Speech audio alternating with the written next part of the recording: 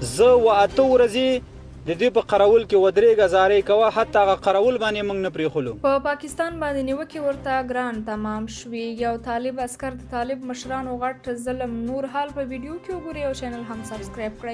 محترم افغانانو، السلام علیکم ورحمت الله. مجاهد دې ته نه وایي چې 20 کاله د به هرومرو هلته په سنګر کې تیر کړي وي. مجاهد که یو ساعت هم سنگر کې تیر کړی وي د الله د رضا په خاطر باندې، هغه مجاهد دی موږ ته. چې هغه هر څوک وي هغه مجاهد دی. دا لازم نه دی چې د په 10 کال او 1520 تیر کړي وي. دویمه موضوع دا د مبارزه. مبارزه دې ته نه وایي چې هلته لیکنه کاپي کوه، هلته یې پیسټ کوه، ولا زه مبارز شوم.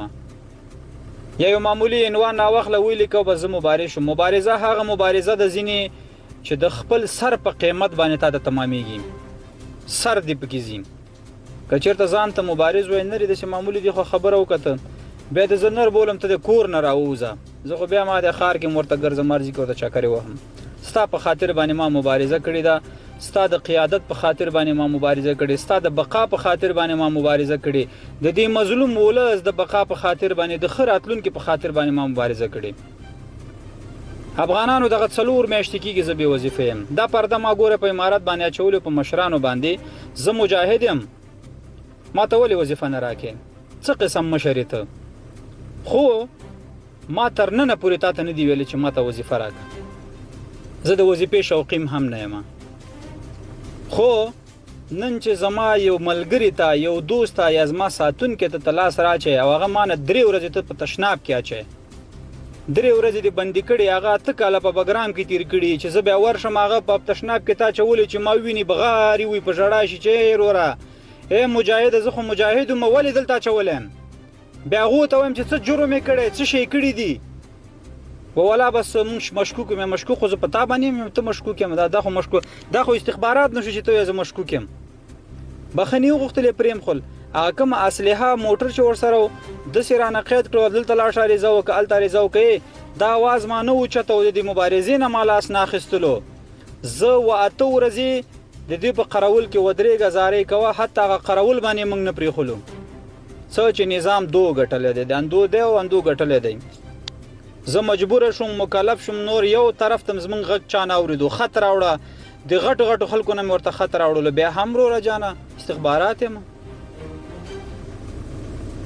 نو محترمو افغانانو، تاسو ټولو نه بخښنه غواړم.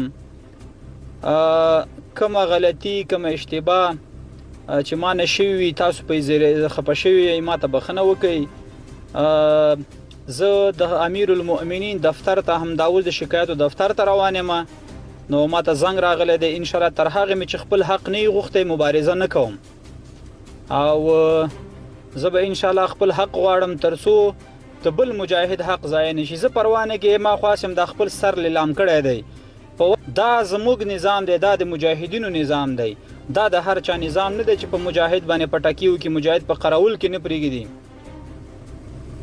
دا نظام زموږ د مجاهدینو په قربانیو بغارو باندې ګډل شوی. دا هغه نظام دی چې په زندانونو کې مجاهدینو په بغارې وهلي دي. ته نن دا مجاهد په قراول کې نه پرېږدي.